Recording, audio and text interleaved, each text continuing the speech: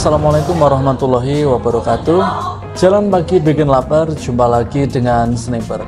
Baik rekan-rekan seniman pertanian dimanapun rekan berada, kegiatan perekonomian di pesisir identik dengan nelayan, tambak udang, atau bahkan juga bisa mancing gitu ya.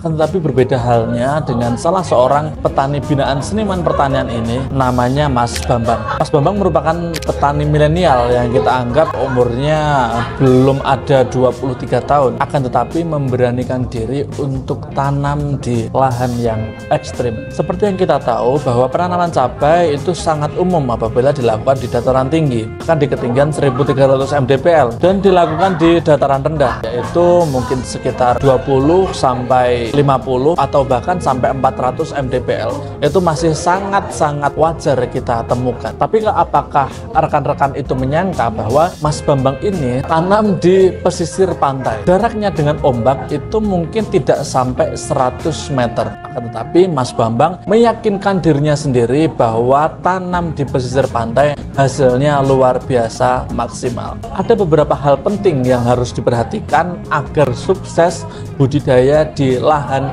pesisir atau pinggir pantai.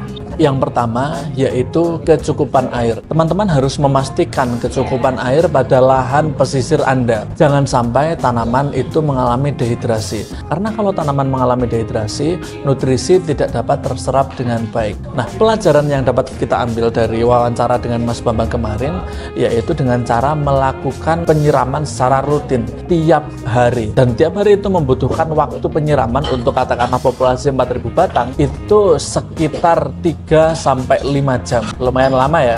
Ya mau gimana lagi, memang itu tantangannya gitu. Kemudian yang kedua yang harus kita perhatikan lagi yaitu kecukupan nutrisi. Seperti yang kita tahu bahwa pengocoran itu tidak dapat dilakukan dengan maksimal karena akar tidak terlalu mampu untuk menyerap nutrisi dengan baik, maka pengocoran itu bisa dilakukan dengan cara menggunakan setengah dosis daripada biasanya. Akan tetapi kita juga harus merapatkan interval dalam pengocoran atau penyepraian nutrisi. Dengan cara itu kita bisa memaksimalkan atau mencukupi kebutuhan nutrisi tanaman sehingga tanaman dapat berkembang dengan baik. Selain pemberian nutrisi, kita juga harus lebih disiplin dalam perawatan tanaman cabai seperti pemberian fungisida dan insektisida dengan rutin. Kemudian yang ketiga adalah guludan. Mungkin di sini kita harus sedikit memodifikasi terkait ketinggian dan lebar bedengan. Tidak mungkin membuat bedengan itu 50 cm ya. Di sini kita tidak perlu membuat gulutan 50 cm karena tentu membuat gulutan dari pasir itu juga lumayan susah. Karena sejatinya di lahan berpasir atau khususnya di pesisir pantai itu tidak mungkin terjadi banjir, tapi tsunami. Nah itu bisa dipastikan tanaman jenengan gagal sebaik-baiknya perawatan. Jadi ada 3 hal penting itu yang menjadi catatan dalam budidaya di pesisir. Nah, untuk lebih lengkapnya mungkin teman-teman bisa melihat amunisi-amunisi yang kita gunakan, kemudian kedisiplinan pemupukan yang kita gunakan itu di buku Sakti.